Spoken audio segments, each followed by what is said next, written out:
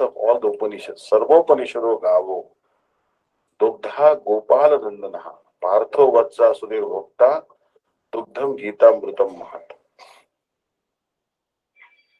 So, this Sarvopanishado gavo, all the Upanishads are compared to the cows. And Bhagavan Sri Krishna is the milker, and Arjun is the calf. So we are drinking that milk. And this is actually great news because today I was reading Param Gurudev's biography, and at one place, when he was giving a class, he said that most of the religions, they don't believe that God has a form. They actually deal with formlessness. They actually have, they only deal with formlessness. But only in Hindu religion, Vedic culture, there is actually in understanding of the form. And Bible says God made man after his own image. Quran also says, in Allah mena khala surati. But they don't understand that God has form. But Srila Gurudev also was telling when he installed the deities in Raman Bihari Gaudiya Math, he said that Sakshi Gopal, one time Purushottam Jana, apparently, he was dishonored by the king of Vijayanagar, South Indian king.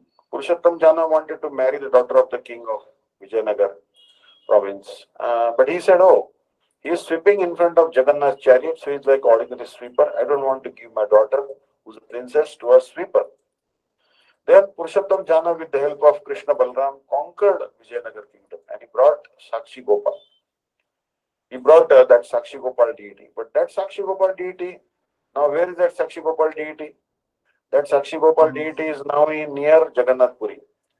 But originally that Sakshi Gopal deity was in Vrindavan. And two Brahmanas, they went there. And one old Brahman and one young Brahman. And old Brahman actually was very satisfied by the service of the young Brahman because young Brahman helped him travel all over India and take darshan at different places of pilgrimage. So he offered his daughter in marriage to the young Brahmana. And they kept that Gopal deity as witness, Sakshi Gopal deity as witness. Now Gopal was deity was kept as witness, and later on that older Brahmana wanted to still give his younger daughter to this young Brahmana in marriage, but his family pressure was there. In India, there's a lot of family pressure. There's actually a lot of family pressure that how can you give your our daughter? We are from rich family. He is from a poor family. How our daughter will will take care? So he refused. He refused to give his daughter in marriage to that young Brahmana. And as a result, what happened? That young Brahmana was rejected. Then there was actually a meeting was called. All villagers gathered together, and in the village panchayat. Panchayat means an assembly of respected persons. The matter was put, and actually, um, then that young Brahman said that yes, this older Brahman had promised me his daughter, but he is not giving me his daughter in marriage. Then the villager said, was there any witness? Because what you say, is there any witness for what you are saying? He said, yes, he took the vow right in front of Sakshi Gopal. So therefore, then they said that you have to bring that witness. So he walked all the way to Vrindavan and he told Sakshi Gopal, you have to come with me. Gopal said, well, I will come with you, but I need some rice because it has a long walk. Second thing is, don't look back. See, how will I know you are coming behind me? Oh, you can hear from my ankle bells, sound of my ankle bells. Then that young Brahman kept on walking. Every day he used to make a lot of rice and offer it to Thakurji to eat. And then in this way, they kept walking, and then Sakshi Gopal stopped at the border of his village. And then everyone came to see the deity, and deity told, yes, right in front of me, this particular old Brahman had promised the young Brahmana of giving his young daughter in marriage. So now he's going back on his words, but actually I am the witness. Then everyone was very happy, and all the Brahmanas were very impressed. They wanted to offer their sisters and daughters to in marriage to the Brahmana, but the Brahmana said, no, I want to only marry this elderly Brahmana's daughter. And he married her, and So later on, Purushottam Jana, when he conquered the Vijayanagar kingdom, he brought that particular deity, many other things. He brought also the daughter of Vijayanagar and God married her also, and he brought Banda Ganesh and many other things he brought, but one was Sakshi Gopa. So how can we say that the deity has no form? If Bhagwan can walk, he can eat rice, he can give witness, he can dance, how can we say that Bhagwan has no form? So only religion in the world actually, the Krishna consciousness, Sanatana Dharma, Hinduism, this talks about God having form. Other religions mostly impersonal in nature. So verse 30 says, now we are at chapter 2, verse number 30. Dehi nityam avadhyoyam dehe sarvasya bharata tasmat sarvani bhutani natvam shochitumarhasi. Dehi nityam avadhyoyam dehe sarvasya bharata tasmat sarvani bhutani natvam shochitumarhasi. Dehi, here the soul is called Dehi. Deha means body and Dehi means one who resides inside the body. Understand? There is a house and there is a tenant. So this is a house, and who is living inside this house? The tenant, and that is the soul. Nityam, eternal. Now, this is actually the beauty of Sanskrit. Dehi Nityam. Finish. One sentence is finished. Dehi is Nityam. Dehi is permanent, eternal. And also, one more adjective is given, avadhya, cannot be killed. Know that the soul cannot be killed. No weapon in the world can kill the soul. Dehi nityam avadhya. Ayam, this, dehi, within the body, sarvasya, all beings. So everyone has a soul. Understand? Everyone has a soul. Today I read a report, actually, there is a Muslim school in Kerala. And they converse in Sanskrit, they learn Vedas, Upanishads, and they learn Sanskrit also. Because their teacher is telling them that it is very important to study all the religions. And there should be knowledge of all the comparative religion also. One should have the knowledge of all of them. And I know Sripad Dandi Maharaj also, he was always for interfaith dialogue. Because when I met him in America, then he had told me, and also in Washington DC, that he said, once I did kirtan in mosque. He said, we invited the Muslims to come to our temple and pray. So they came and they prayed in our temple. And so we went to their mosque and we did kirtan. And it was a good dialogue, and we tried to understand each other's views. Understand? We try to understand each other's views. So God are not 20 or 30. There is only one God. Krishna is God. Ishvara Paramaha Krishna Satchidananda Vigraha Anadiradir Govinda Sarva Karana Karana. He is the cause of all causes. So there is, one cannot say. See, now that there was actually a time in Christianity that they used to say that the women have no souls or animals have no souls. So basically the whole thing is that you tell that certain section of society or certain section of living entities don't have soul, and you can commit as many atrocities as you like on them. Understand? So there was in Christianity a time that there was a set of philosophers, so-called philosophers, who wanted to commit as many atrocities on women as possible.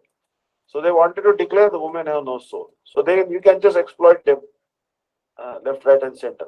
No one can actually, stop them. So like that, in now agitation going on in Iran, for they don't want to, the women don't want to put on that hijab, and then they are very much angry, women, and they're agitating, and so basically the woman will also.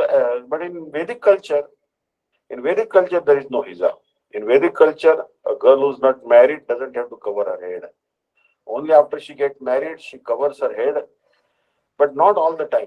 Only when she's in the presence of a married woman, only when she's in the presence of her father-in-law or her brother-in-law, elder brother-in-law. Huh? she has to cover her head. But otherwise, she doesn't have to cover her head. And that too for her own protection, because the women are very beautiful, and even father-in-law and even elder brother-in-law may become attracted to her. So to stop that, she has to cover her head on the presence of the elders. But in presence of juniors or other women, no need to cover head for her. So you see that this is Vedic culture. Vedic culture is very lenient, and every woman is respected as manifestation of goddess of fortune. Generally, they don't offend women. They are very afraid of offending a woman in Vedic culture, because they believe that if woman is offended, Lakshmi will be displeased with them, and then they will become very poor. So generally, they never chastise women, never speak harsh words to them, never look down upon them, and always respect them. Uh, as manifestation of Lakshmi. Especially a married woman is highly respected. But every woman is in Vedic culture is respected. So Bharata. Bharata means actually Bharata is actually word for Arjuna. No, Bha means Prabha. Yassa Prabha Prabhavati Jagadanda Koti Shvashesha Vasudhari Vibhuti Birnam Tad Brahma Nishkalam Anandam Ashesha Bhutam Govindam Adi Purusham Tamam Bhajami. The scientists, they think that there is only one sun. But a Vedic culture tells us that there is not just one sun. There are billions of universes in Brahma Jyoti, floating in Brahma Jyoti, and in every single universe there is a sun. And this is the smallest universe and has the smallest sun. And there are bigger universes with far bigger sun planets. So, Bha means light, and Rata means those who are progressing towards light. So, Srila Gurudev, in Deepavali festival also, you remember, Srila Gurudev's class, Tamasoma Jyotirgamaya Mrityorma Amritangamaya. Upanishads are telling us, Tamasoma Jyotirgamaya. My dear friends, don't loiter in darkness. Try to go to light. Don't go to the path of repeated death, repeated birth. Try to go to the path of liberation. So therefore, Bharata means one who is engaged in cultivation of knowledge. So that's why here Krishna is telling Arjuna that you are Bharata, you are descendant of Bharat, very chivalrous king. This Bharata, son of Dushyanta, apparently, when he was a small child, Shakuntala and Dushyanta, when he was a very small child, he used to count the teeth in the mouth of a lion cub. He had no fear. He used to just grab a lion also and just open your mouth and show me your teeth, and he used to count how many teeth are growing. Even when he was 1 or 2 year old child, he had tremendous strength. He could subdue the elephants, subdue the lions, and could count their teeth. Actually, when I was a child in Mahabharata, we used to see these pictures. Pictures are very important. I still remember a very nice picture. If I find, I'll forward it to you. Where the son of Dushyanta and Shakuntala, he was counting the teeth in the mouth of the lion. Understand? So Arjuna is not, ordinary person. He was born actually in this great dynasty of Bharat, Dushyanta. He is Pandu. Pandu was also warrior, great warrior, and also Bhishma. So in that Kaurava lineage, he is born, descending from. Krishna is addressing it as, okay, you are Bharata. You are born in the dynasty of Bharat Maharaj, the great king Bharata, descendant of Shantanu. So you'll see that that's why India is named after that Bharat Maharaj. Understand? That Bharat actually. So Bharat was the son of Shakuntala and Dushyanta. Dushyanta was the king of Hastinapur. Shakuntala had been found and raised by Karnava Rishi. Karnava Rishi. And his wife. Once while hunting in the forest, Dushyanta came to Karnava's ashram and saw Shakuntala. Understood? He fell in love with her. Okay. Obviously, Shakuntala was very pretty, so he fell in love with her. Shakuntala too fell in love with the king and they married. Dushyanta had to leave for his kingdom. He promised Shakuntala that he would come later and take her to Hastinapur. Shakuntala missed him very much. once lost in his thoughts, she was thinking all the time of Dushyanta. So she forgot to serve Durvasa Rishi when he arrived. Now Durvasa, that he is actually incarnation of Shiva, very angry, and son of Atri. So this Durvasa she came, and Durvasa Rishi had a very short temper and he cursed her. In forgetting to serve me, the one you were thinking of will forget you. Now you see, Durvasa Rishi became very angry with her because she was remembering her husband. Husband was away, gone to Hastinapur, and she was remembering her husband very much. And when Durvasa Rishi came, she forgot to offer him obeisances or to serve him. So he cursed her that you are remembering your husband, but he will forget you. So Dushyanta had forgotten Shakuntala because of that curse. So he did not recognize Shakuntala. So Shakuntala went actually to meet to meet Dushyanta, said that I begot your baby, but he failed to recognize her because she was under the curse of Durvasa. Thereafter, she did not have the heart to return to her father's ashram and started living in, say, Marisha's ashram. So how can she return to her father Kanwada ashram? She said, oh, my husband is not accepting me, and how can I show my face to my husband? So she started living in another sage, Marisha's ashram. Here, unknown to Dushyanta, Shakuntala gave birth to a son named Bharat. He was a very brave child. He was not afraid of anyone or anything. Bharat played with lion cubs every day. Dushyanta had forgotten his wife Shakuntala and had no idea that he had a son. Once Dushyanta happened to pass by the ashram, the Marichada ashram, and he watched a little boy playing with a lion cub. The boy opened the lion's jaws by his hands and said, "O king of the jungle, open your mouth wide so I can count your teeth." Dushyanta was very astonished by the child's bravery. Later, Shakuntala came there and Dushyanta realized that Bharat was his son.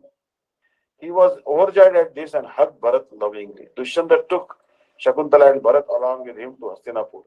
Later, Bharat grew into a great king. Our country's true name is Bharat, pronounced Bharata, named after him. Bharat is remembered by all for his bravery. So now this is the thing actually. So amazing actually. This amazing incidents actually. So I am forwarding the picture of this particular great king Bharat. For you can check in our WhatsApp group. Bharat. So actually, there was actually Gita Press also had this picture, and this one I got from the Swaminarayan website. So not very clear, but you can get some idea. So here, Krishna, this Arjuna is called Bharata, descendant of Bharata. Tasmat, therefore, Sarvani. Sarvani means for all. Sarva is actually pronoun. Sarva. Sarva, sarva, sarva, sarva, sarva, sarve, sarvani. All. Bhutani. Bhutani. All living beings. Bhutani. No, not. Tvam, you. Shochitum, grieve, arhasi, should. O Arjuna, the eternal soul who resides within the body of all living beings can never be slain. Therefore, it is not proper that you grieve for the soul. No, actually, this is very important instruction because in India you see that and everywhere. Recently, there was a bridge on a river and then bridge collapsed. It was actually a very old bridge, 125-year-old in Gujarat. Our Prime Minister, Honorable Prime Minister Narendra Modi ji went there and to see how this accident happened and so many people died in that. So obviously many people were grieving, but death is inevitable. We cannot avoid death, but we can contemplate on these meanings of these shlokas. Then the distress will vanish. The distress will go away. That is the power of Gita. So Gita's message is that it can help you control grieving. Understand? So actually, the many problems of the world actually can be simply solved by the second chapter itself. If people contemplate the second chapter, they can be free from many vices in the society. Understand? Actually, you develop detachment from your relatives.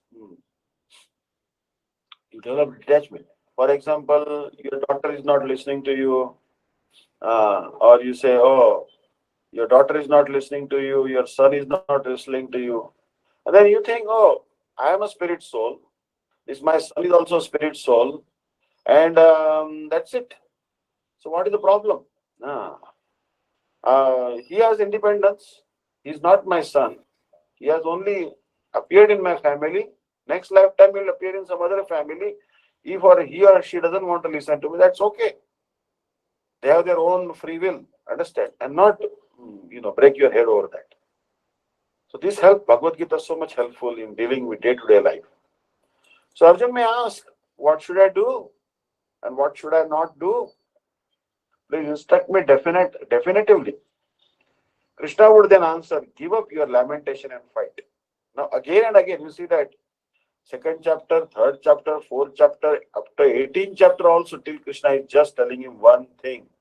Give up your lamentation, fight. Go give up your lamentation and fight. For this purpose, the verse beginning with Dehi is being spoken. Now, this was also the message of Srila Bhakti Siddhanta Saraswati Prabhupada. Now, you'll see that the life of great devotee, Narottamananda Brahmachari. Now, there were two great jewels came to Gaudiya Vedanta Samiti. One was Nitila Pravishta, my Guru Maharaj, Om Vishnupad, Ashtottar Shrimad Bhakti Vedanta Narayan Goswami. And there was also another great jewel, Shishi Radhanath Vanachari, that is Nitila Purishtam Vishnupad Shishan Bhaktivedanta Trivikram Goswami Maharaj. These two great jewels came to Gaudiya Vedanta Samiti, to the lotus feet of Srila Bhakti Pragyan Keshav Goswami Maharaj, by the hard work of Narottamananda Brahmachari. Now this Narottamananda Brahmachari, he was born as in a Brahmin family. His name was Sri Nrupendra Sanyal. Now Nrupendra Sanyalji, he was actually an editor of a newspaper. And when he came to once Mayapur and saw Prabhupada and heard his lecture, he decided, I want to surrender to the lotus feet of Prabhupada. I want to become his, servant. And he accepted initiation from him. And he was given the name Narottamananda Brahmachari. And he was sent for preaching with Srila Bhakti Rakshakshidhar Maharaj and other sannyasis. Under their guidance, he was preaching in Mumbai. So once he was sent to Mumbai, but he didn't want to give up association of Prabhupada. But then he thought that what is more important, association of Prabhupada or to follow the instruction of Prabhupada? Prabhupada, Bhakti Siddhanta Saraswati Prabhupada, he wants me to go to Mumbai. So it is foremost for me to follow the order of Guru. And when he went to Mumbai, he started preaching, although he didn't want to leave association of Prabhupada. But he followed the order and he went to Mumbai, started preaching. Then one day, Prabhupada sent him a whole Bhagavatam set in Bengali, with his name written on it, Narottamananda Brahmachari. And when he received that Bhagavatam, which was with his name written from Prabhupada, he preserved it. And he said, yes, Prabhupada is telling me I must study Bhagavatam. And he was diligently studying Bhagavatam. And in fact, when he gave Bhagavat Saptah in Gurudev, nearby Gurudev's village, maybe Sahibganj, where Gurudev was posted as a police officer, Gurudev could not speak Hindi. Gurudev could not speak Bengali. The Bhagavad Sapta was in Bengali, and Narottamananda Brahmachari could not speak Hindi. So they communicated in English, international language. And Gurudev was very impressed by his preaching, and he came to join Gaudiya Math. Credit goes to Sri Narottamananda Brahmachari. He was the right-hand person of Srila Bhakti Pragyan Keshav Goswami Maharaj. The point I am making here is that sometimes we may find it difficult to follow the order of Gurudev, but we should nevertheless make an effort.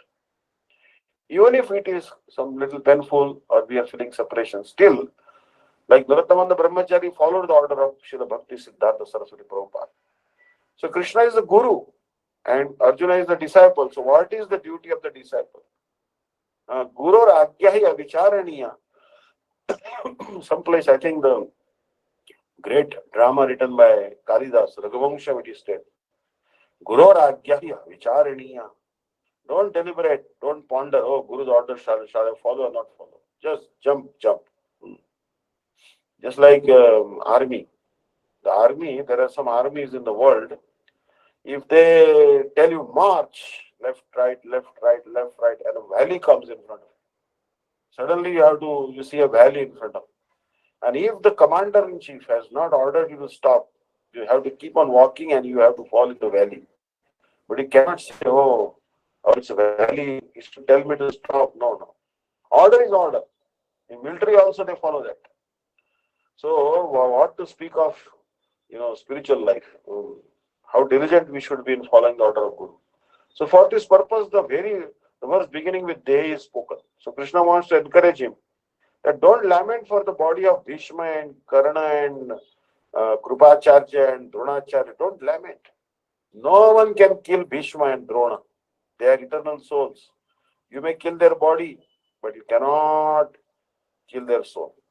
So now the verse 31 is being spoken. Swadharmamapi chaveksha na vikampitumarhasi dharmabdhi yuddhashayonyat kshatriyasya na vidyate. Swadharmamapi chaveksha na vikampitumarhasi dharmabdhi yuddhashrayonyat kshatriyasya na vidyate. Swadharmam, your own religion, your own religious duty, api. So here Krishna is telling him that this is your religious duty. But this is not to be confused with the modern day, rifle society and this and that. Modern day, there is no proper Kshatriyas, understand? They use the weapons on feeble persons, women, shooting them. This is not Kshatriya Dharma, understand? You just take a rifle and you shoot poor children in the kindergarten. Is this Kshatriya Dharma? No. Kshatriya means that both should be equal. When you are fighting, if both have bow and arrow, then only you fight with him. If both have gada, club, then you fight. And both should be have properly rested, properly fed. Like for example, Krishna wanted to conquer Jarasandha. So he consulted with Uddhava what to do, how to get rid of Jarasandha. Then he said, you dress as a Brahmana and go to him. And he will ask you for some charity. Oh, take some charity, you are a Brahmana. Then you ask him charity, the war, the battle. So when Krishna, Bhima and Arjuna dressed like Brahmanas, although they are Kshatriyas, and went to Jarasandha, Jarasandha saw that Brahmanas have come, and then Jarasandha said, what do you want in charity? And then Krishna said, just fight. Just fight with any one of us. And Jarasandha said, oh Krishna, you ran away many times. Arjuna is very weak. Bhima is my equal. I'll fight with Bhima. Daytime, they used to fight. And nighttime, they used to have food together. They used to eat together. Understand? And he used to give them all types of foodstuffs and soft bed and everything. And they used to together. That is Kshatriya Dharma. Means the war is only in the daytime, not in the night time. But these days, when the war happens, night time they will attack when everyone is sleeping. They cannot hide. Understand? This is not Kshatriya Dharma. So Arjuna's Dharma is to fight a righteous war, not unrighteous war. Api means also cha and aveksha. Cha is actually, in English you say Ram and Sita. In Sanskrit they say Rama cha, Sita cha. Ram and Sita. Understand? Aveksha, after considering. No, not. Vikampitum, hesitate. Arhasi, you should. So Krishna is telling him, don't hesitate to do your religious duty. Dharmyat, for religious purposes, he, because yuddhat, then fighting, shreha, auspicious engagement, anyat, another, kshatriyasya, for the warrior, na vidyate, there does not exist. For kshatriya, there is no need to go to Ganga, Jamuna, Saraswati, Narmada, or any holy place, Pushkar. He has to simply see this blood bath, that's all. Kurukshetra is already a place of pilgrimage. It's a very holy place from time immemorial. It is becoming more pure because there is a celebration, there is a festival of this particular war. It's actually a festival because everyone is benefiting. Those who fight in this war will all go to heaven. No one will go to hell. Understand? Those who fight and lose, they go to heaven, and those who fight and live and win to rule, they become kings. But who is a greater beneficiary? One who fights and dies become greater beneficiary. Why? He can go to heaven. Understand? So you see that it's a great festival actually. For it's an open door to. It's an open house. It's an open house. Understand? For heaven. Understand? Like many corporate companies and Wall Street, I have to see there's their open house. Come with their biodata and get a job, get an appointment later. So like that, it's an open house actually. Just you can very easily go to Swarga. Moreover, even after considering your duty as a Kshatriya, it is not at all proper for you to hesitate, as there is no more auspicious engagement for a Kshatriya than to fight for religious purposes. Because you see that Kshatriya, he must try to protect. Uh, he must try to protect. He should protect cows, brahmanas, women. Like in Bhagavatam, a story will come that there was a king, and that particular king, he was protecting the cows in the night time. And night time, what happened? A tiger, maybe a tiger or lion, entered into the stable of the cows, Goshala. And in dark, he he hit the tiger. But because it was dark, he didn't know what he was aiming at. And it happened that due to the stroke of his sword, one cow died. Understand? And the tiger also was injured. Obviously, tiger's ear was cut. So, anyways, he was cursed by his guru because he had killed a cow unknowingly. Anyways, so he accepted the curse of his guru, and then he did austerities and penance and atonement also. But you see, the kings, they were so much worried about the maintenance of the cows. And now, actually, the cows are most vulnerable in India. Uh, like when I went to Bangladesh last Kartik, maybe 2 3 years ago, I spent one Kartik month in Bangladesh because Bangladesh is also a holy place. Most of our acharyas have come from Bangladesh only. And there, night time, people may sleep outside, but cows are always kept inside, in lock and key. And I told them that in India, we keep the cows outside and we sleep inside the houses. And your Bangladesh is different. You keep the cows inside the house and you sleep outside, uh, in the porch or somewhere. They said, yes, nighttime cows vanish here because the cow killers come and they kill the cows. They take away the cows and eat them. So we have to keep the cows in lock and key. Many times cows are taken. So cows have no protection in Kali Yuga.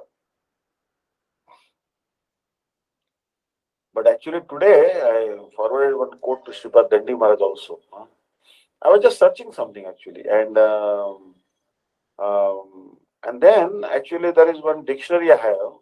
This French people have compiled this dictionary, and there I found one quote actually. In that quote, I'll read it to you. I forward to the group also. गोदानफलं यथा गोमार्गस्य तथा कर्ता गोलोके क्रीडते चरम इति प्रतिष्ठा तत्वे हयशीर्ष पंचरात्र.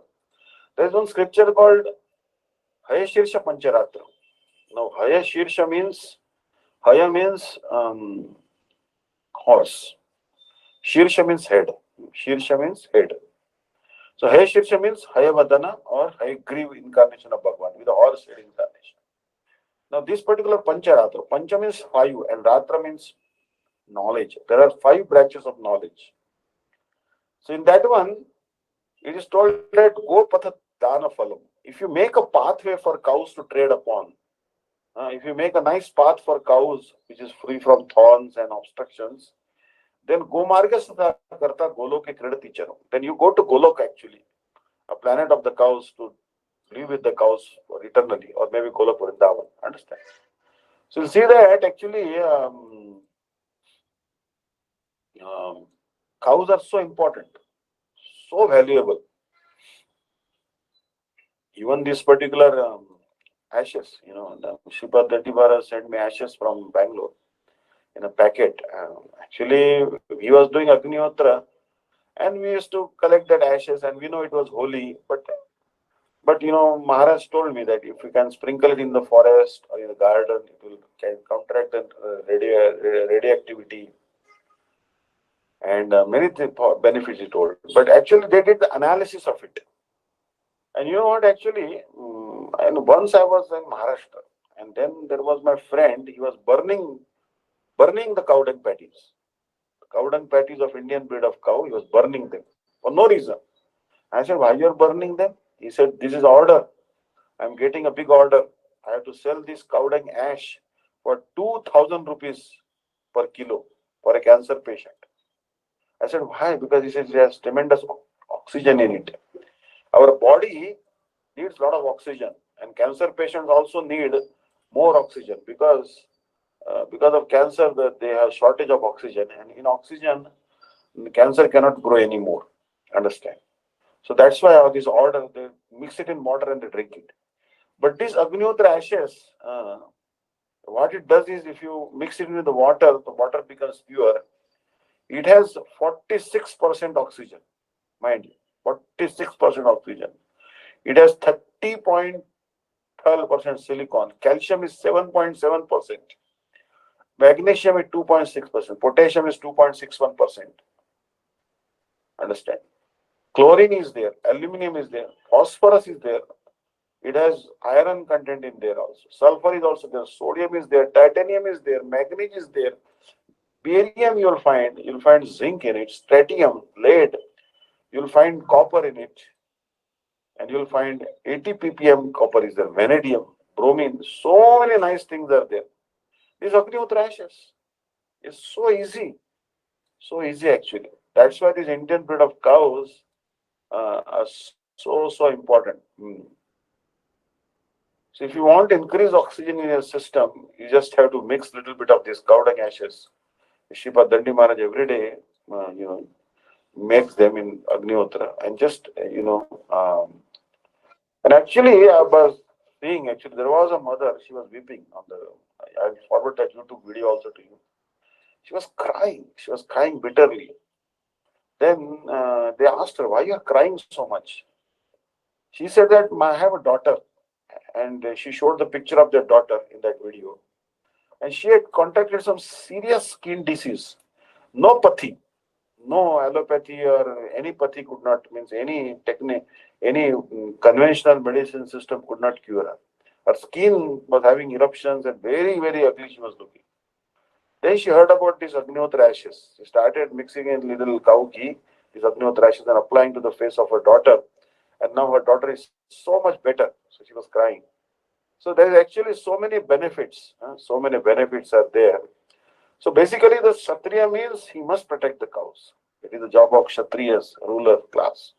Brahmanas, women, they should be protected. And Krishna is again and again telling Arjuna that if you don't fight, then the cows are in danger. Women are in danger.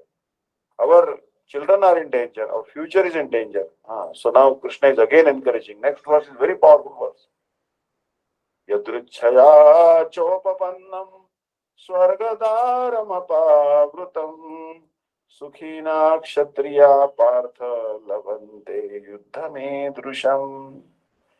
Yadrichaya chopapannam swargadvaramapavrutam sukhina kshatriya partha lavante yuddhame drusham.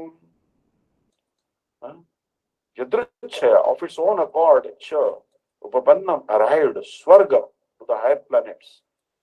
Swarga means actually higher planetary system. So we don't want to go to Swarga, but if you really, even if you are not qualified person, but if you fight a righteous war, you land in Swarga. Understand? So Swarga means Bhuloka, Bhurloka, Swarloka, Janaloka, Tapoloka, Marloka. Understand? So these are higher planetary systems. And lower planetary system, Tal, Vital, Atal, Sutal, Rasatal, Patal.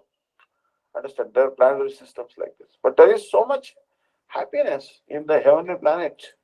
You cannot believe how much happiness is there in the heavenly planets. Compared to that, happiness in America or any country, oh, it cannot be. So here is Yadruchaya, by its own accord, also Upamanyam arrived at Swarga, heavenly planet, Dwaram, door, Apavrutam, wide open. Sukhina, very happy. Kshatriya, the members of the royal order. Partha, O son of Putha, Lavante, to achieve Yuddham, war, Yadrusham like this. O Partha, happy are the Kshatriyas to whom such fighting opportunities come unsought, opening for them the doors of the heavenly planets. Gateway to heaven, actually. As supreme teacher of the world, Lord Krishna condemns the attitude of Arjuna, who said, I do not find any good in this fighting. It will cause perpetual habitation in hell. Now you see, this is called Maya, that which is not. 180 degrees opposite. Like many people, we tell them you chant Hare Krishna, and they say no. You chant, chant, chant, just like you can't. And we are telling that, my dear sir, even if you chant even once, you will not go to hell. Once, Sakurdapi Parikitam Shraddaya Helayava, Raghuvarandana Matram Taret Krishna. Even once you chant Hare Krishna, you will be delivered. You will not have to go to hell. You will be liberated. They don't want to do that. So here the fighting is good for Kshatriya. And it will take you to hell, take him to heaven. But what Arjuna is thinking? Oh, it will take me to hell. Understand? That's why you need a guru. Exactly. Pravrittimcha nivrittimcha janana vidura sura. Nashaucham na pichaja na satyam tishutam. What to do and what not to do, they don't understand people. That's why you need a guru to tell you what to do. So statements by Arjuna were due to ignorance only. He wanted to become non-violent in the discharge of his specific duty. So here, avidya. Bhaktivedanta Swami Maharaj is telling that Arjuna was in avidya. Actually, he's not in avidya, but actually to help us understand Bhagavad Gita, to help us receive this great scripture, Bhagavad Gita, he accepted the role of being ignorant. Arjuna cannot be ignorant. Understand? So, you want knowledge. Knowledge is how to get knowledge. Then you surrender to spiritual master. You hear his Harikatha. And you chant the holy name. Even if you chant the holy name, intelligence will dawn upon you. You stay in Mathura, if not by body, by mind, bhakti will come. And he wanted to become non-violent in the discharge of his specific duty. In recent modern times, the non-violence was practiced by Mahatma Gandhi. So Gandhiji, he was non-violence. He did a lot of experiments with non-violence actually. But Arjuna, Krishna is advising him violence. Because the question is,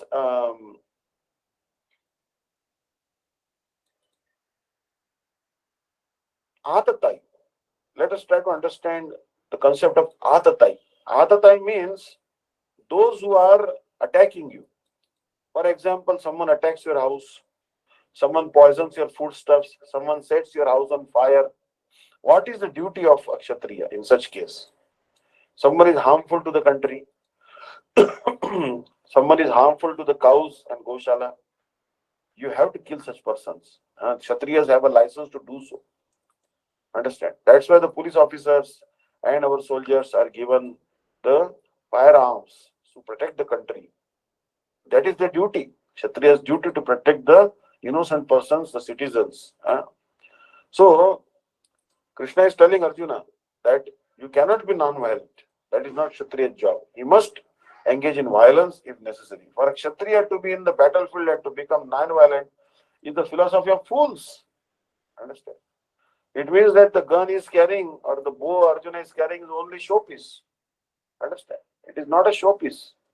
It is meant for the protection of the society and especially for the protection of the righteous persons.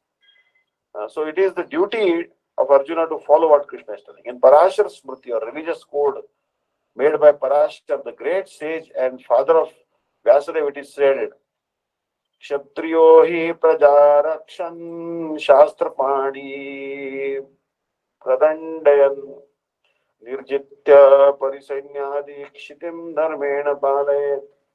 The Kshatriya's duty is to protect the citizens from all kinds of difficulties, and for that reason, he has to apply violence in suitable cases of law and for all law and order. Therefore, he has to conquer the soldiers of inimical kings, and thus, with religious principles, he should rule over the world. Suppose someone is like in Virat Parva, like Arjuna, he was in disguise. He actually was cursed by Urvashi to become eunuch, uh, means devoid of manhood for some time, for 1 year. So actually, Arjuna began to teach. He began to teach dance to Uttara, means the future wife of Abhimanyu. And Uttara became like his disciple in the art of dancing. Understand? And then what happened? Duryodhan came, Karna came, and also Racharya, Krupacharya, Bhishma came, and they all attacked the kingdom of Virat and took away all his cows. They were taking away the cows. And Arjun told Uttara. Uttar was the brother of Uttara and the son of Virat. And he said, come, come. Now you ride my chariot and I will get my weapons. I hidden my weapons on a tree. So he said, you have hidden your weapons, but you are a eunuch, you are just a dance teacher. He said, no, I am Arjuna. I am actually under the curse of this celestial dancer Urvashi. And let's go to that Shami tree. And they got their weapons, and Arjuna fought single-handedly defeated Bhishma, Dronacharya, Krupacharya, Karna. Everyone was defeated. Alone, so powerful was Arjuna. Understand? So powerful, Arjuna. So therefore, it is a duty of Arjuna. But Arjuna has now, out of his affection for his relatives, he has forgotten his power. Arjuna is not powerless. He is very powerful. But it happens, that some soft corner for his relatives. But now Krishna is trying to take out that particular excuse from his hand. No excuse. Fight. So considering all aspects, Arjuna had no reason to refrain from fighting. If he should conquer his enemies, he would enjoy the kingdom. And if he should die in the battle, he would be elevated to the heavenly planets whose doors were wide open to him. Fighting would be for his benefit in either case. For example, I think you know that story, right? Srilas Bhaktivedanta Swami Maharaj tells that Narad Muni, once he saw a brahmachari and he told brahmachari, you may live or you may die. Or maybe I think he told brahmachari, you better die. You better die. Then someone asked him, Narad Muni, why you told brahmachari you better die? He said, brahmachari has to do so much hard work for the Guruji. And when he dies, he is assured of a great destination. He will go to the spiritual planet, or he'll born in even a better family, this, that. Or maybe he'll go to Vaikuntha or Golok Vrindavan by service to Guru. So I told him, you die because it's a blessing for you. But when Narad Muni saw a butcher was engaging in killing animals, slaughtering innocent animals, he told him, don't die, don't die, you live a long life. My Narad Muni told to the butcher, because if butcher will die, he will be in perpetual hell for killing so many innocent animals. So you should live long, because otherwise as soon as you die, you'll be in hell. So like that. And if he sees any particular, or maybe he told a very sinful person like butcher that you don't die and don't live also. Something like this. Because if you live, you keep on committing sin, and if you die, you'll go to hell. So he's telling him, he's telling a sinful person, don't live and don't die. If you live, you'll commit atrocities on other innocent persons and animals. And if you die, you'll go to hell. So don't live and don't die. Something like that. So anyway, he may have told you live a long life, because king will also go to hell for so much sense enjoyment. Understand?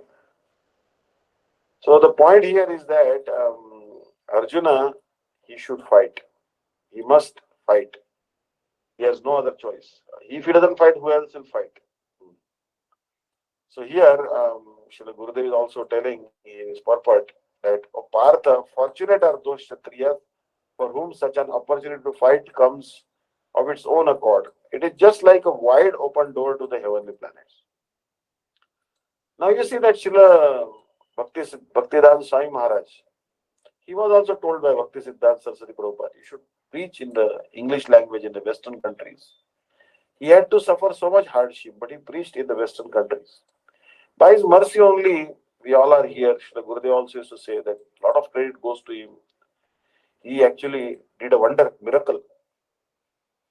He fulfilled the prophecy of Chaitanya Mahaprabhu. Prithvi te achet nagradi grama sarvatra prachara hete moranama. Every town and village, my name will be preached.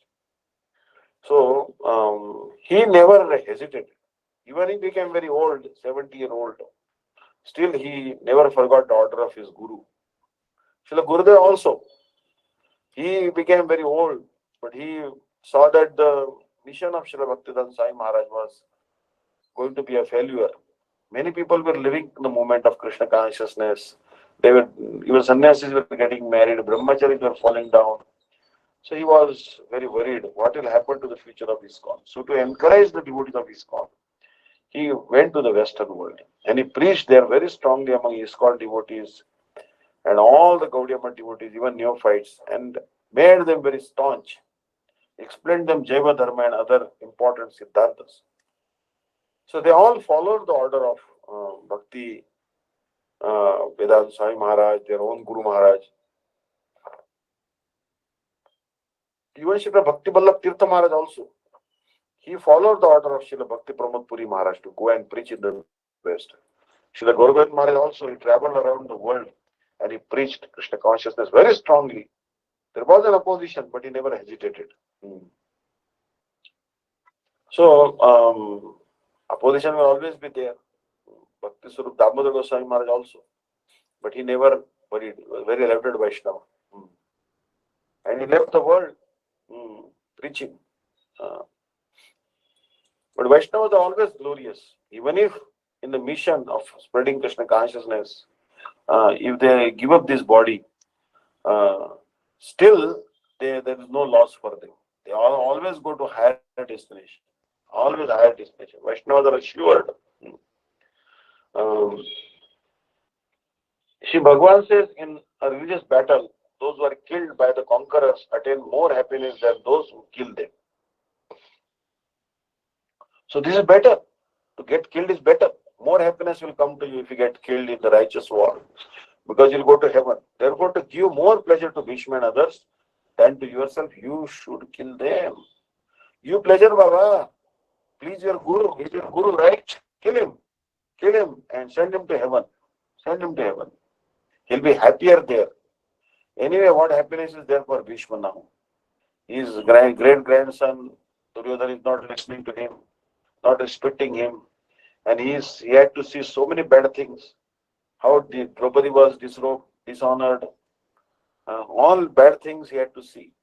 So just help Bhishma get rid of his body and send him to heaven. Therefore, to give more pleasure to Bhishma and others than to yourself, you should kill them. What is the duty of a great grandson or a disciple? To give more happiness to Guru. So your Guru, Dronacharya, and your great grandfather Bhishma will get more happiness because they will go to heaven and enjoy it. So you kill them and send them to heaven. To support this statement, Shri Bhagavan is speaking the present verse, beginning with the word Yadruchaya. Yadruchaya means to attain the heavenly planets without performing pious activities or karma yoga. Generally, to go to heavenly planet is not easy. Going to America is not easy. Forget about going to heavenly planets. From morning till night, everyone is standing in a queue to apply for American visa. America is like heaven on the earth. But what to speak of heaven in the sky? The inner devils, billion times more opulent. Understand? त्रैविद्यामां सोमपापूतपापा यज्ञे वरिष्ठा सर्गतिं प्रार्थयन्ते ते पुण्यमासाद्य सुरेन्द्रलोकाम् अश्नन्ति दिव्यान्ति दिव्यभोगान्. So performing sacrifice, people elevate themselves to the heavenly planets. But you cannot stay in the heavenly planets forever. After your pious merit is exhausted, you are again sent back to the earth planet. After your visa to America is expired, you have to again go back to your country. Understand? So, It all depends on only past merit. But there is only one place in the spiritual sky, that is Vaikuntham, Golok Vrindavanam. Once you go there, you don't have to come back again. It's a place of no return. So Apakrutam means uncovered or unveiled. In this case, it refers to the celestial kingdom, which is unveiled for the fortunate Kshatriyas who dies in battle.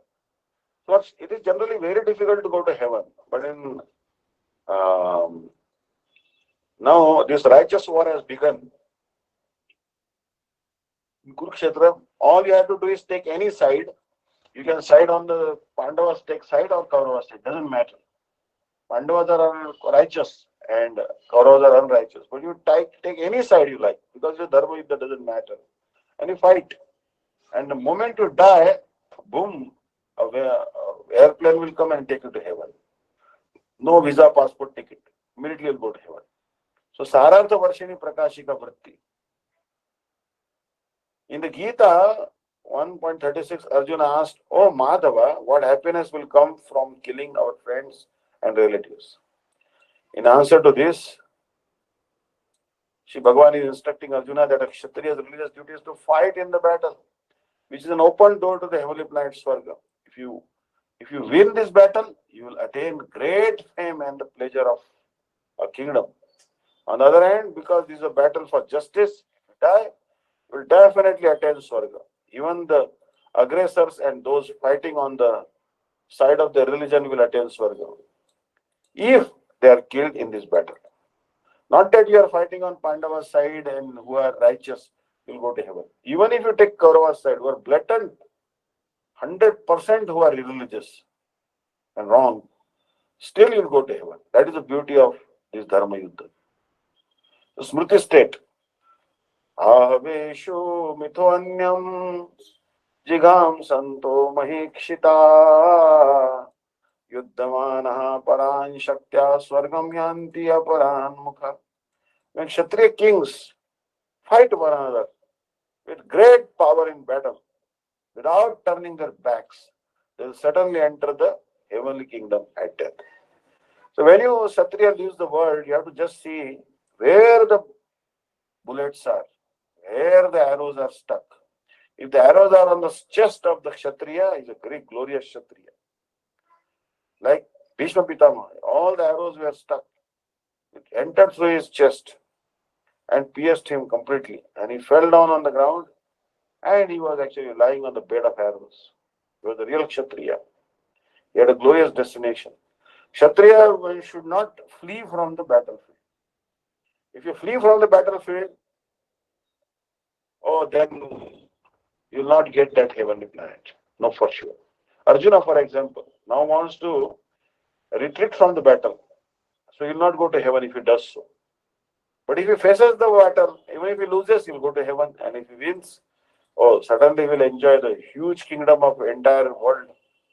So Shri Krishna is telling Arjuna, therefore it is not proper for you to become averse to the battle, which will be fought for the sake of justice. Nyaya. Anyaya and Nyaya. So the deity of justice, you'll see that in every court there is actually goddess of justice, the deity of justice. She has actually black strip on her eyes, and she's carrying a balance in the hand. And she says, "I'm equal to all. I will give justice." So you see the statue of justice in every particular court of law. Hmm. But real justice actually that Arjuna is asking for real justice. What justice? They tried to poison Bhima with his poison laddus, tried to kill Bhima. They tried to set the house. They made a house made of Akshaguru, like inflammable substance, and they put them up there so that they wanted to set up that house of inflammable material, black, and then wanted to kill Pandavas. But Pandavas survived that also. They tried to strip naked Draupadi, and there's so many things they did. They sent Durvasa when they were in the forest in Kamyavan. Said Durvasa will curse them if they cannot offering the proper hospitality. But even Krishna protected them that time. So, अपि चेत्त्वं धर्म्यं संग्रामं न करिष्यसि तथा स्वधर्मं कीर्तिं च हित्वा पापमवाप्स्यसि. अथ चेत्, uh, अथ चेत्, on the other hand, atha. Atha has many meanings. Atha to Brahma Jigyasa. But atha or om, these are similar meaning. Atha. Atha on the other hand, chet, if, tvam, you, imam, this, dharmam, this duty, sangramam of war, na, do not, karishyasi, perform, tata, then, swadharmam, personal duty, kirtim, fame, cha, hitva, losing, papam, sinful reaction, avapsasi, you'll gain. However, if you do not perform your scripturally prescribed religious duty of fighting this religious battle, you lose your fame and your dharma as a kshatriya. Furthermore, you'll simply reap sinful reaction. In the previous verse, beginning with Atha, and in the following three verses, Shri Bhagavan is explaining the defects in taking the stance of not fighting. So basically, it doesn't make sense not to fight. Nothing will happen by not fighting. So Krishna is telling him that Arjuna was a famous fighter, and he attained fame by fighting many great demigods, including even Lord Shiva. After fighting and defeating Lord Shiva in the dress of a hunter, Arjuna pleased the Lord and received as a reward the weapon called Pashupatastra. Everyone knew that he was a great warrior. Even Dronacharya gave him benediction and awarded him the special weapon by which he could kill even his teacher.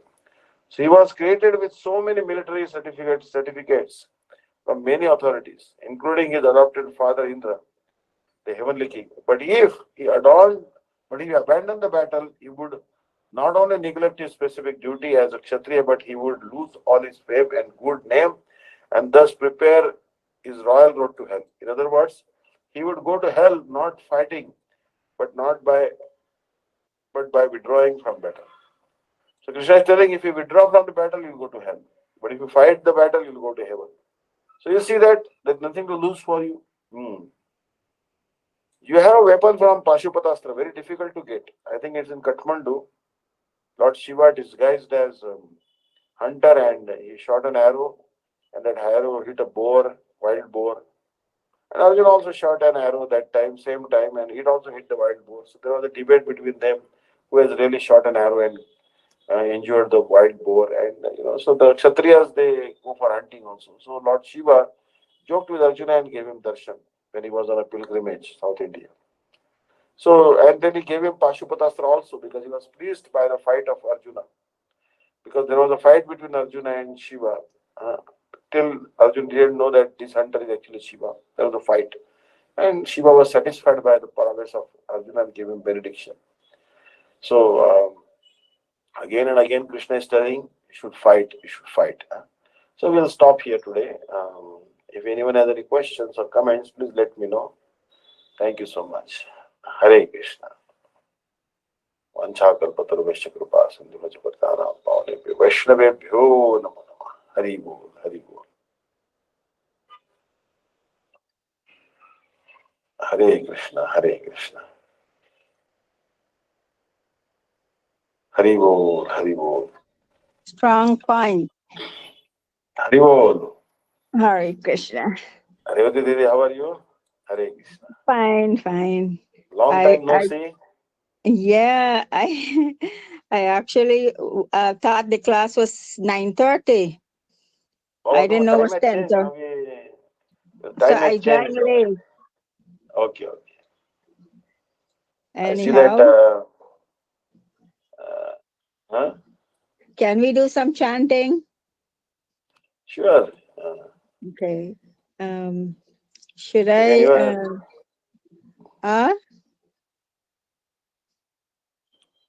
Uh, you sing some okay. button.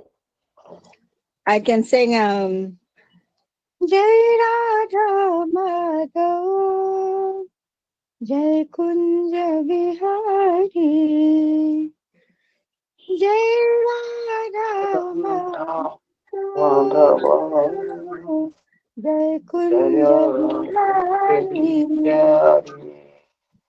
जय गोपी जन वल्लभ जय गिरवर धारी जय गोपी जन Jana Vallabh Vallabha जय Girwar Jaya धारी जय राधा माधव जय कुंज बिहारी Vishnu यशोदनंदन ब्रज जन रंजन यशोदनंदन ब्रज जन रंजन Ranjana यमुना तीर बनचारी सिंह Yamuna Tiravan बनचारी जय राधा माधव जय कुंज बिहारी जय राधा माधव जय कुंज बिहारी हरे कृष्ण हरे कृष्ण कृष्ण कृष्ण Krishna Krishna हरे Hare Hare हरे Hare राम Rama हरे Ram Hare Rama Ram Rama Rama Ram Hare Hare Hare Hare Hare Krishna Hare Krishna Krishna Krishna Hare Hare Hare Rama Ram Rama Hare Hare Hare धन्यवाद प्रणाम Krishna. Dandavad, Dandavad. Thank you so much. And I'm so happy that actually I got this idea today, this Amrita Bindu, because Vishaka Titi had to go and it was not sure whether she'll be able to attend. So I was conducting this class. So I see now all the devotees, Vishaka Didi, Gadashi Didi, Kantimati Didi is our Nicole. Father's name is Haridal, I think. She Didi and Rauti Didi and all, so many, also from China, Didis, and all are there. I'm so happy. So please continue attending, encourage also others to discuss this Bhagavad Gita. Actually, Bhagavad Gita is should not be ignored. Srila Gurudev always used to stress Bhagavad Gita. And Srila Gurudev wrote this huge commentary on Bhagavad Gita from Vishwanath Chakravarti Thakur's book. So we should, because difficult times for the planet, and you see sometimes deaths also. In Corona times, we saw many deaths in India. Recently, a ship was found in Australia shore with 800 patients of Corona patients. So like this. So we don't know, but Bhagavad Gita teaches us don't be afraid. Don't be afraid because you are not this body. Srila Gurudev always used to tell even terminal cancer patients, serious cancer patients, and he used to give this advice. He said, doctor says you cannot cure you, don't worry about it because you cannot die. Hmm. You tried your best, you took the medication, but now it is in Krishna's hand. And because you have taken Harinam from me and you are chanting Hare Krishna mantra following Ekadashi, you are assured of a greater destination. You'll again come back in a devotee family with a very wonderful body, and again you will start doing bhajan. So make best of this bad bargain and keep on chanting Mahamantra. So every moment you should keep on chanting this Mahamantra. There is no hard and fast rule. न देशमो न देश नियमो तत्र न काल नियमो तथा नोच्छिष्टादो निषेधास्ति श्री हरे नाम मंत्र बोलते. Especially in Bhajan Rahasya, it is very clearly told. The first Hare Krishna Mahamantra, the first two syllables, Hare Krishna, what is it talking about? The first verse of Shashtakam and Anartha Nivritti. Anarthas, we are in so much anarthas, so many unwanted habits are there. We are in ignorance, avidya. And these first two syllables, if you utter, even if you utter only Hare Krishna, this avidya will go away. Explain the Right? meaning of the two syllables. Pardon? Explain it in details to me. The Yeah, syllables, actually, Hare Krishna. last month, Sripad Dandi Maharaj, he gave a class every day about the glories of Brajamandal Parikrama. Because we are doing Parikrama in Kartik, so many devotees could not go for Kartik, so they were doing virtual Parikrama, right? Through the Google Meet and other applications. They were fixing their mind on Braja. But what is the benefit of being in Braja? Rupa Goswami says, Muktir Govinda Bhaktir Vitrana Chaturam Sachidananda Rupam Yasyam Vidya Yugalam Udayate Tarakam Bharatvancham Krishnasatpatti Lila Khanirakhana Jagan Mauli Ratnas Sate Vaikuntadya Pratishtha Pratetu Mangala Anam Tarapam. If you stay in Mathura, then the two functions of Krishna's internal potency, knowledge potency manifest. First potency will give you liberation, and the second potency will give you Krishna Prem. So Vidya and Avidya. Avidya is actually ignorance and forgetfulness of Krishna. So when you stay in Mathura, if you only visit Mathura under the guidance of pure devotees, and when you hear Harikatha from Vaishnavas, you serve the Vaishnavas, when you engage in Nama Sankirtan, automatically Avidya will vanish and Vidya will come. And Vyasadeva has confirmed this, that when you chant the name of Vishnu, six benefit comes. विष्णो नामे पुंसा शमन परत पुण्यम उत्पादे च ब्रह्मादि स्थान भोगात म्योतिमत श्री गुरुपद द्वंद्व भक्ति तत्व ज्ञानम च तत्व ज्ञान automatically manifests in your heart if you chant the Mahamantra. Even if you are not very learned, not very scholarly, don't know much Siddhant also, but if you chant this Hare Krishna mantra loudly, which is given by Gurudev, no hard and fast rule, oh, certainly, certainly transcendental knowledge will automatically start manifesting in your heart. So that's why this Gurudev, our Gurudev, always gives us this Maha Mantra first. There's no hard and fast rule. Like for example, last day of Kartik, every male devotee had to shave. Like for example, see, we have to shave. And but women they don't shave. So Gurudev was telling that. So what Gurudev was telling that so many of our sinful reactions come in the shape of our hair, and those sinful reactions will go away when we cut our hair. Anarthas, bad thoughts, and all our anarthas and sins come in the shape of our hair on our head. When we cut our hair on the head on the day of last day of Kartik, then we become free from those sins. But women cannot cut their hair for social customs. Don't allow it. A woman doesn't look good without hair also. No. So, but what the woman should do? Gurudev says that a female devotee, if she will cook wonderful foodstuffs, delicious foodstuffs for the service of Krishna and Hari Guru Vaishnavas, then by that particular activity she'll become free from sin. Male devotees will become free from sin by remembering Krishna and shaving their head. And female devotees will become free even if they don't shave their head by cooking wonderful foodstuffs. So for women, a special concession is given. They have to cook nice, delicious foodstuffs and offer to Thakurji and Vaishnavas. And they are actually very expert in that. Like Draupadi. Draupadi also, she was very expert cook. And Rajeshwar sacrifice also, Krishna said that there was a bell, it was not ringing. So they asked Krishna why the bell is not ringing. Krishna said some pure devotee is not fed prasadam. So they invited that pure devotee, Shopach Valmiki. He was born in dog-eater family, Valmiki. Not to be confused with the Valmiki of Ramayana, author of Ramayana. And Shopach Valmiki came and honored prasadam, still the bell didn't ring. Because Draupadi was thinking that he's mixing all the foodstuffs. He doesn't know how to eat individual prasadam. Again they invited him and again they fed him some just prasadam. Draupadi cooked again. They gave him prasadam and then this time he mixed all the foodstuffs again, this Shopach Valmiki.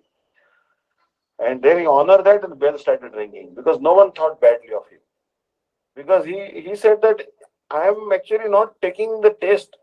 I am not eating sweet, pungent, hot, or spicy, or I am not saying it is sour, salty. No, I am not eating seeing these prasadam foodstuffs, I am actually honoring the nectar of Krishna's lips.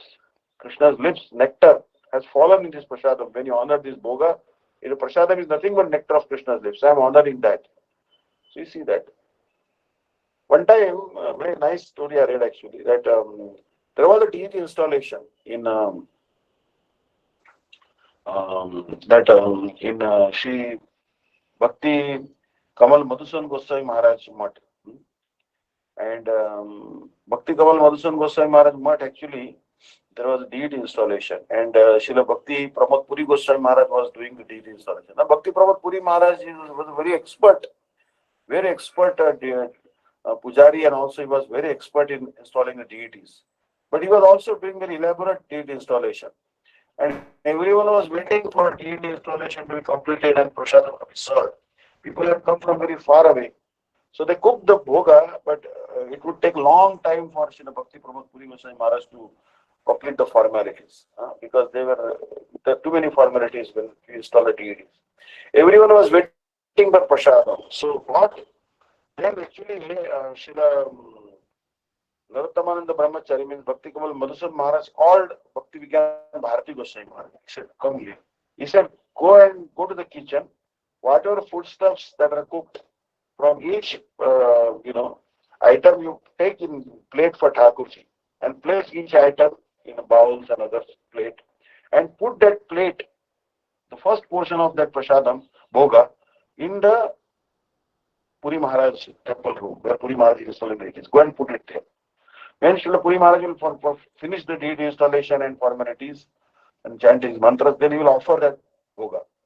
But once you have taken the first portion of the foodstuffs, then you can, that is already considered prasad. Even if it is not offered yet, it is still considered prasad, and it can be served to the persons who are waiting there. Understand? The devotees are waiting there actually for prasad. So still then, actually, Srila Bhakti Vigyan Bharati Maharaj had never heard like this. He had never heard that you can take the first portion, but in some, this is not to be done always, but in some emergency situation, this is okay. This is okay. So that is he learned at that particular time. So lot of things he learned actually. Actually, Srila Bhakti Kamal Madhusan Goswami Maharaj, Srila Paramahansa Maharaj, and Sri Bhakti Pragyan Keshav Goswami Maharaj started preaching together, and they were assisting. It was decided that Srila Bhakti Pragyan Keshav Goswami Maharaj will initiate disciples, and Srila Bhakti Kamal Madhusan Goswami Maharaj and Paramahansa Maharaj will preach everywhere. And three of them, they were actually, three of them actually were together in Gaudi Vedanta Samiti. But actually what happened later on, some differences of their opinion started coming.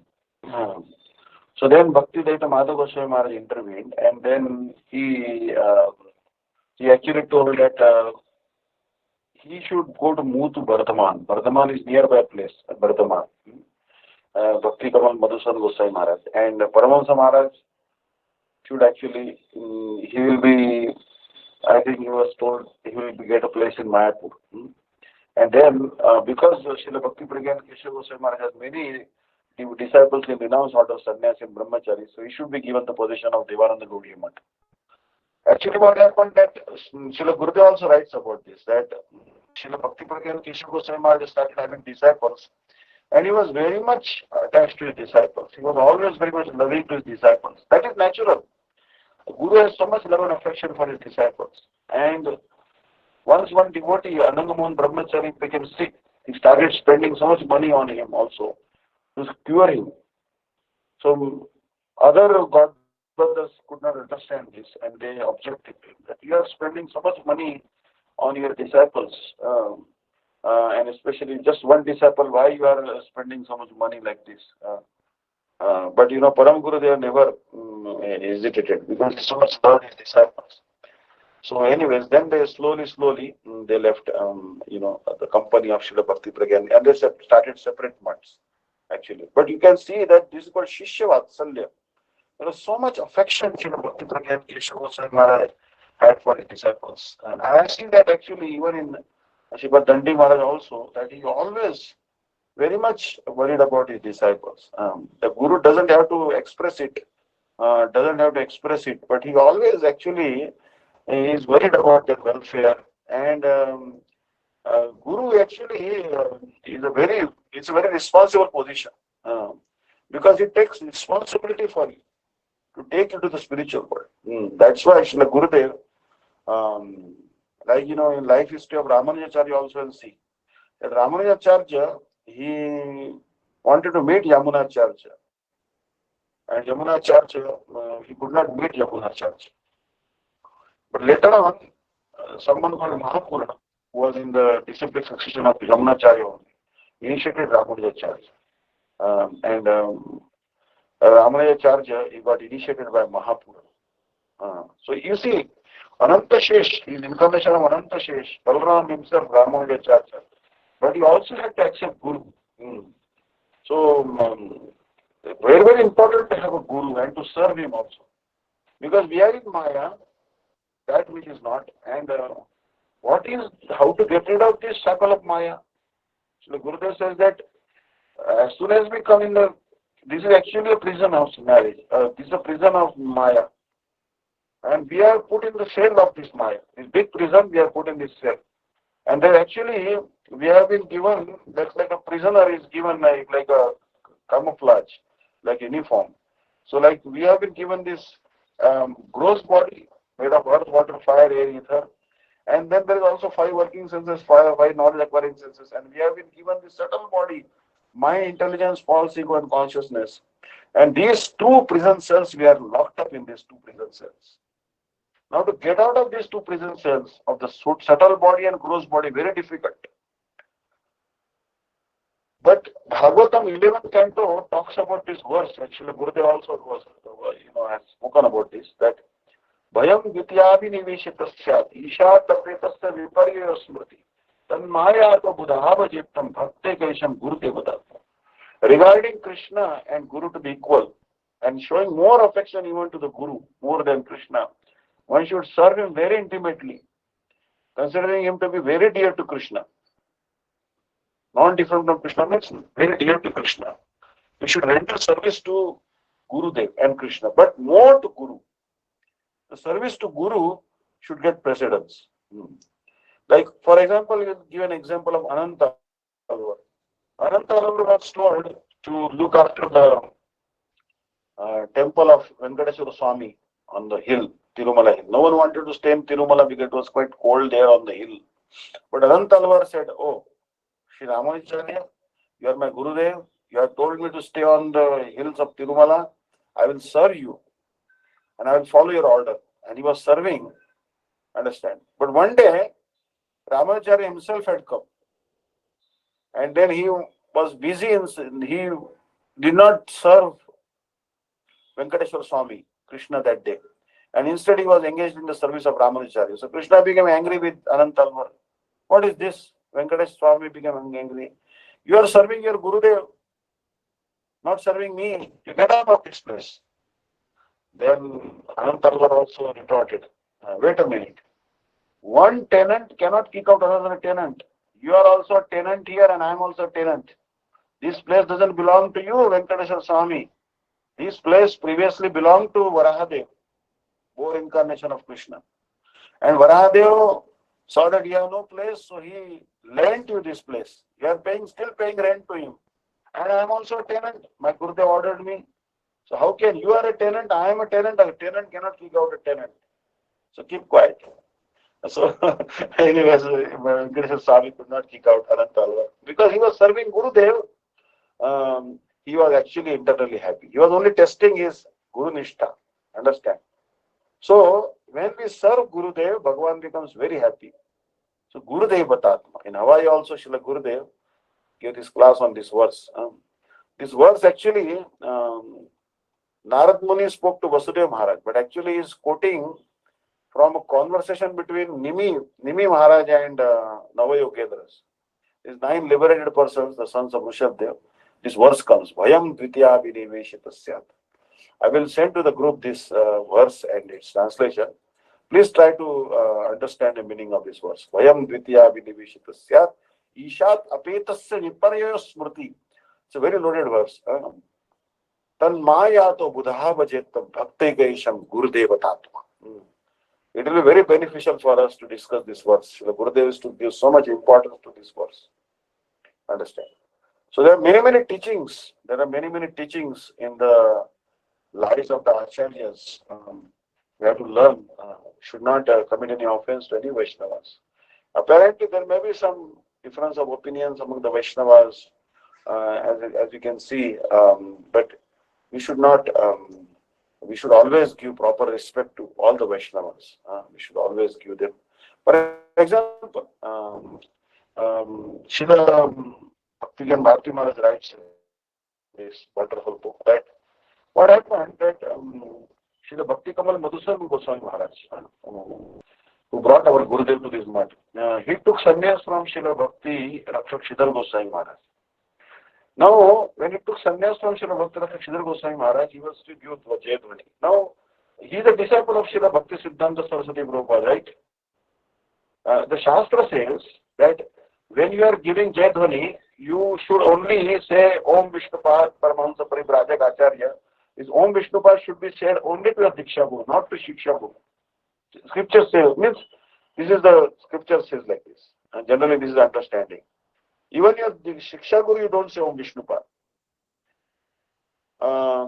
But you see that Bhakti Kamal Madhusudan Goswami Maharaj, when giving Jayadhvani, he not only said Om Vishnupad Paramahamsa Parivrajak Acharya Varya Shishimad Bhakti Siddhanta Saraswati Prabhupada ki jai, but he also said Om Vishnupad Paramahamsa Parivrajak Acharya Varya Bhakti Rakshak Shridhar Goswami Maharaj ki. Now hearing this, Bhakti Vigyan Bharti Maharaj was stunned. He said, how can he say Om Vishnupad to his sannyas guru?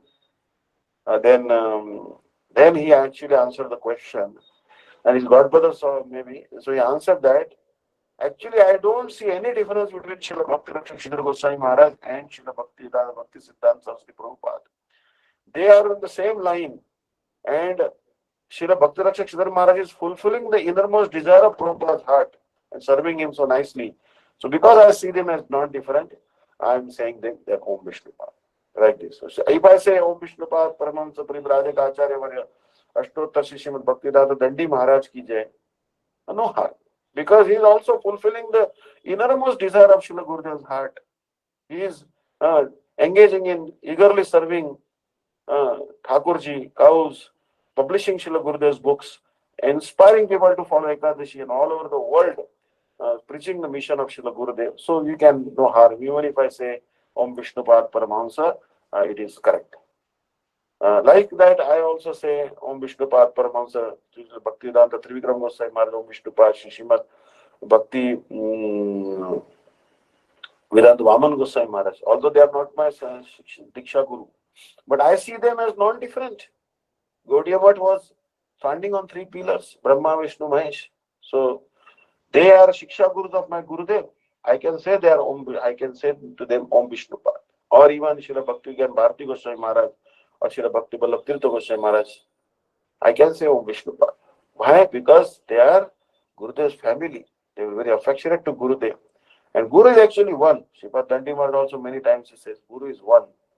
Guru is many manifestations, but actually Gurudev is Balram. Guru Tattva is one actually. My Guru, your Guru, they are not different Gurus. Understand? Guru Tattva is one. Guru Tattva is very complex to understand also. But always try to respect your Guru. Vaishnavas are very merciful. Especially Guru is very merciful.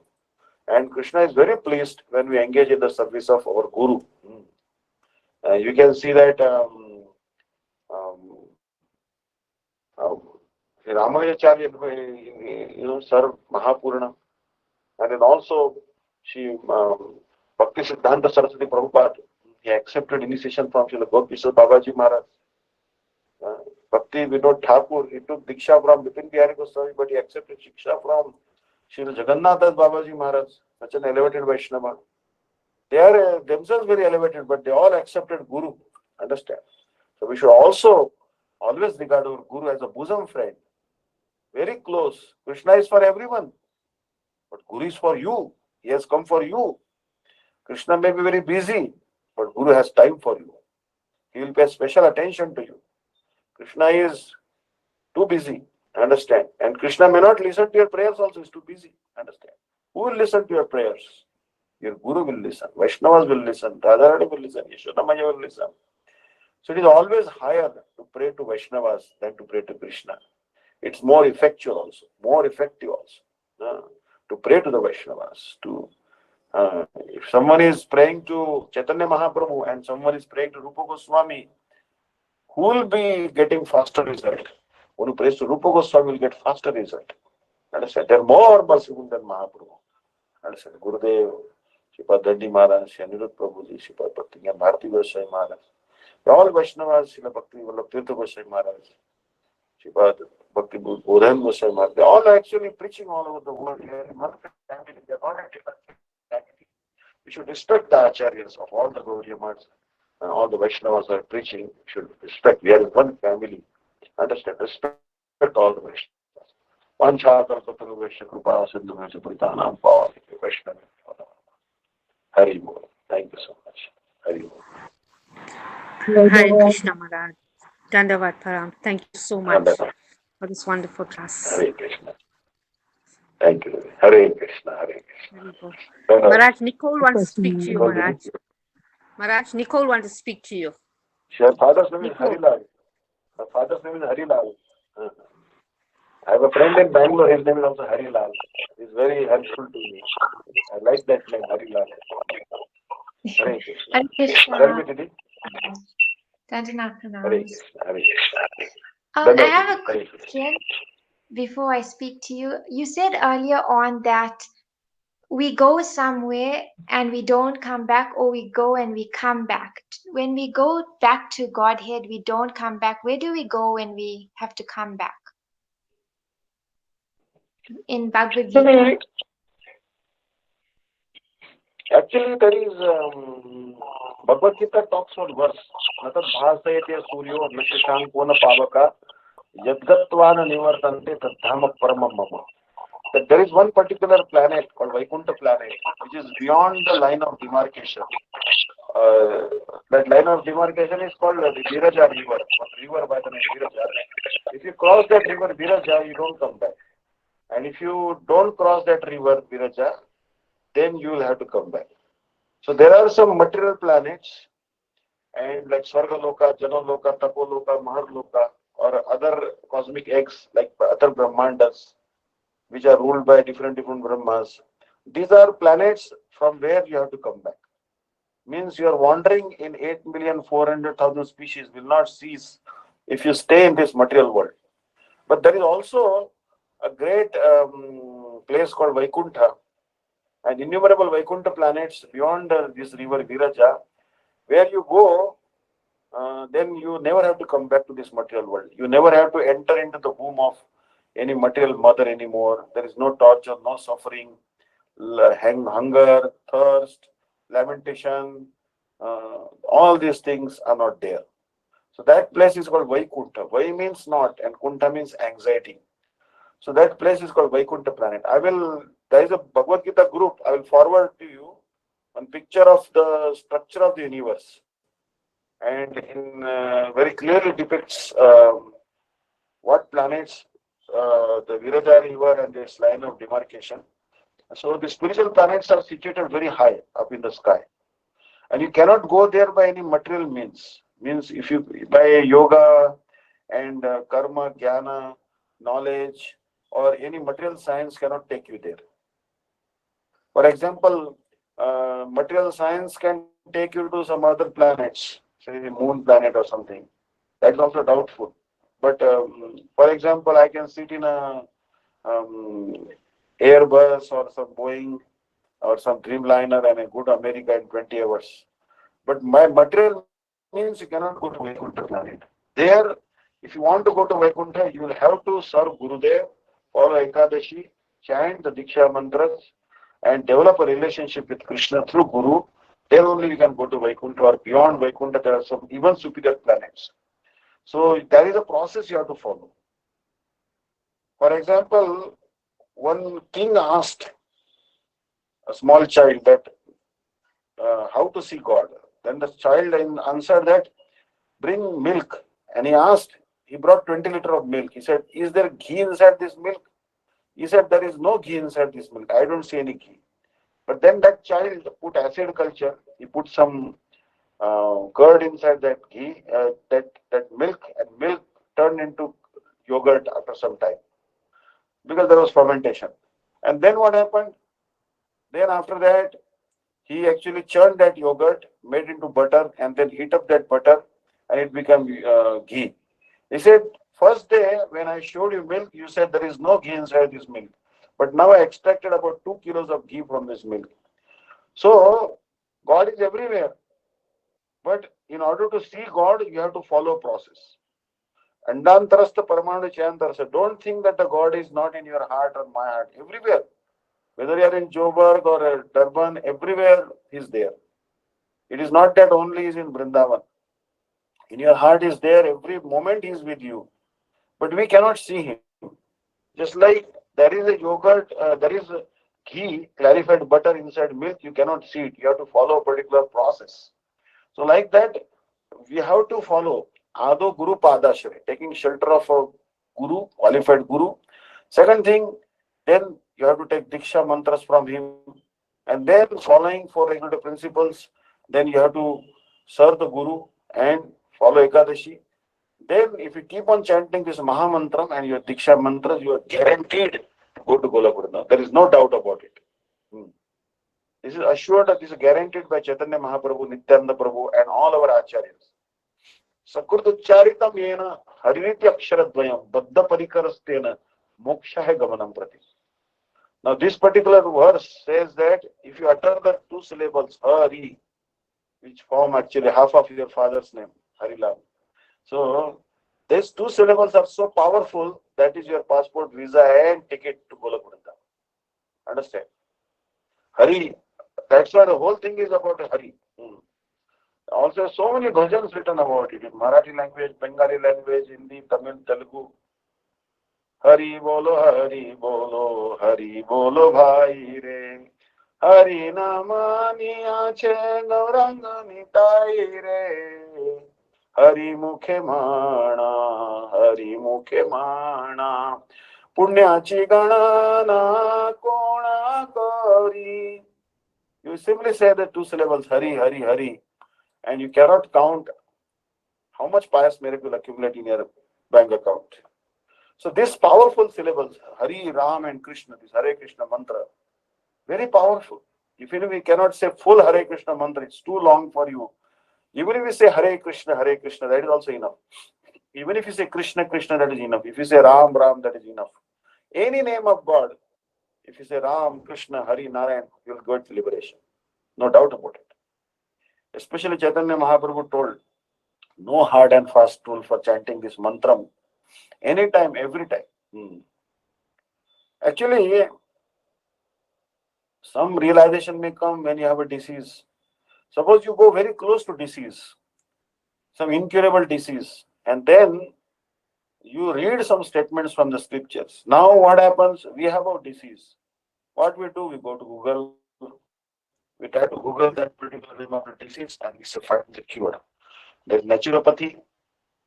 They'll tell you to fasting. There's homeopathy. They will tell you take this medicine of 30 concentration, 100 concentration, 200 concentration, Rakvik company, skill company, caladium you take, this type medicine you take, or you take allopathy medicine, or you take Ayurvedic medicine, this kashai. But in Jaiva Dharma, which we are discussing also on Monday, it is very clearly told, Adhayo Vyadho Yasya Smaranat Nama Kirtanat. Tadaiva Vilayam Yantitam Anantam Namamyam. Adi means mental agony, mental disease. And Vyadi means physical ailment, physical disease. Both these type of ailments go away very quickly if you chant the name of Krishna. So this cure doesn't matter actually. Doesn't cost any money. Like there are many times insurance plans for different employees. So for example, Durban University employees may have some plan. For this insurance plan, health insurance plan, cashless card they are given. They can go to any hospital and get treatment. But suppose you have no insurance, no medical insurance, what will you do? Then even the poorest of the poor person, he has two hands and a mouth and a tongue in his mouth. He can vibrate Hare Krishna, Krishna Krishna, Hare Hare, Hare Ram, Ram Ram, Hare. That disease will go away. No doubt about it. Achyutananda Govinda Namoccharana Bheshajat Vinashyanti Sakala Roga Satyam Satyam Bravimite. The doctor of all doctors, Dhanvantari, the founder of the school of Ayurveda, Dhanvantari has told very clearly, who manifested from the churning of the milk ocean with a pot of nectar of immortality. Yes, sir, these three names, Achyut, Ananta, Govinda, can cure any disease. Have complete faith and chant the names of Krishna. Tam nirvyajam bhaja gurudhe pavanam pavanana shratta rachan matirati uttama shloka maulim prudyan antakarana kore antayan nama bhadam abhasopi kshapayati mahapataka antarashna. If the Son of the Holy Name will manifest in your heart, it will dissipate all the darkness of ignorance and it will stop your cycle of birth and death immediately. Even of Namabhas, what to speak of Shuddha Nam, even the semblance of the Holy Name is so powerful. It can give you liberation. So you are in a very right place. It's a very right place actually for discussing this Bhagavad Gita. These classes are very beneficial. Understand? For everyone. Even I benefit, you also benefit, and everyone benefits. And Srila Gurudev is very pleased when we discuss from his teachings, from his books. Srila Gurudev said that I have written writing so many books, but study these books. Don't keep them in cold storage. Distribute these books and also read my books. And try to chant the holy name. Don't be lazy. Actually, Krishna name is very sweet, but it's now very bitter for us. Because we are affected by this disease of jaundice. Sat Krishna nama charitapi siddhapi vidya. Viddopataptara sanastana ruchikam. Chintavadarat anutinam khalusaiva jushta. Sadvi bhavati kramat tatveda bulan. If you have a liver disorder, then what happens? Due to liver disorder, the sweet candy will appear very bitter. But the cure for this liver disorder, this jaundice, is sugar candy. Keep on eating sugar candy, liver disorder will go away. So even if you have no taste for chanting, keep on chanting the holy name. One time, Lalita asked Radharani, "Hey Radharani, Krishna is gone to Mathura and still you are not forgetting him. Why you are not stopping to chant his holy name? Why you can't just forget him? He left you, now you also forget him." Then Radharani said, "No." Her reply was recorded. What Radharani said, "Lalita, I cannot stop chanting the holy name of Krishna, even in a separation, because Tunde Tandavini Ratim Vitanute Tundavali Labdhe Karanakola Kadamini Ghatayate Karana Budebhya Spruha Cheto Dangana Sangim Vijayate Sarvendriyanam Kuti No Jane Janita Kiyat Viramrudi Krishneti Varnatvi." When I hear these two syllables, Krishna, all my senses become powerless. I become motionless. My eyes, ears, nose forget their activities. I become stunned. How much nectar these two syllables are there. And when I chant this name Krishna, is when these two syllables dance on my tongue.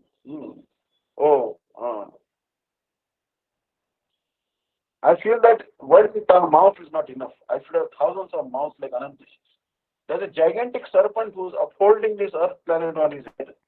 That 1,000-hooded Anantashesh has 2,000 tongues in the mouth. And with his 2,000 tongues, he's always uttering millions of names of Krishna. And even saliva is falling from the mouth of that humongous serpent. But he's not having any time even to wipe that saliva. There's so much nectar. No one, even Krishna, cannot explain the glories of his holy name. Kaha kaho lage nama badai Rana sakat nama gunagani. Goswami Tulsidas says this Siddhanta. Even Krishna himself cannot understand how glorious is holy name. Even Ram cannot understand. So we are very fortunate. Chaitanya Mahaprabhu himself and our Guru Maharaj and Shripa Dandi Maharaj, they have brought this holy name. Please chant this holy name. Hare Krishna Mantram and be happy. So 20th is Ekadashi this month. Please follow Ekadashi.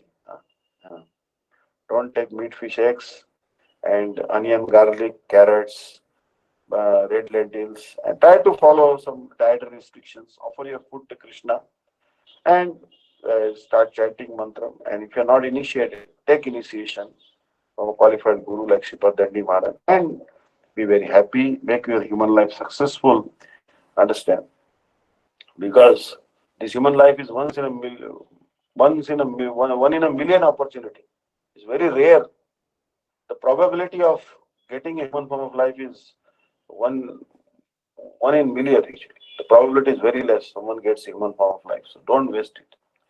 I'm also telling myself I should not waste my human form of life. Whatever years are left, we should use it properly. Hare Krishna. Thank you. Hare Bol Didi. I hope Nicole Didi, I answered your question. Hare Krishna. Hare Krishna. Yes, you did. Thank you. Hare Thank Krishna. you. Hare Krishna. Hare Krishna. Hare Krishna. Thank you, devotees. Hare Bol. If anyone has any question, you can ask. You can always write in this group, WhatsApp group. Vishaka Didi will add you to this group. So you can always write in this group any questions you have, and I will try to answer them in the next class. Okay. So I'll now give Jadwani. जय श्री श्री गुरु गौरांग गांधर्विका गिरिधारी श्री श्री राधा विनोद बिहारी जी की जय। जय नितला पृष्ठजत गुरु श्री श्रीमद भक्तिदांत नारायण गोस्वामी महाराज गुरुदेव की जय। जय नितला पृष्ठम विष्णुपाद श्री श्रीमद भक्तिदांत वामन गोस्वामी महाराज की जय। जय नितला पृष्ठम विष्णुपाद श्री श्रीमद भक्ति रक्षक्षेत्र गोस्वामी महाराज की जय। नितला पृष्ठम विष्णुपाद श्री श्रीमद भक्तिदांत स्वामी महाराज की जय। नितला पृष्ठम विष्णुपाद श्री श्रीमद भक्ति प्रज्ञान केशव गोस्वामी महाराज की जय। सपरिकर शिल जगत गुरु भक्ति सिद्धार्थ सरस्वती गोस्वामी ठाकुर की जय। प्रेम से कहो श्री कृष्ण चैतन्य प्रभु नित्यानंद श्री अद्वैत गदाधर शिवासदि गौर भक्त वृंद की जय। श्री श्री राधा कृष्ण गोप गोपी गोवर्धन द्वार स्वनात्मक मंडल की जय। हरिनाम संकीर्तन की जय। अनंत कोटि वैष्णव वृंद की जय। जय त्रिवेणी स्वामी श्री श्रीमद भक्तिदास देवी महाराज की जय। नाम निष्ठ संत श्री दास प्रभु की जय। मठे से वृंद की जय। धामवासी भक्त वृंद की जय। Itai God Premanande, Hari Bol. Anangman Prabhu, you are here. You should have given Jai Dhani, but I think, okay, next time. Okay. Thank you, thank you. Hare Krishna, Hare Krishna. Thank you, Maharaj. Thank you. Yeah, Dandavat Dandar Didi. Param. Hare Krishna. Dandar Didi. Thank you. Hari Hari Thank Bol. you so much. Thank you. Hare Krishna, Hare Krishna. Hari Hare Bol. Krishna.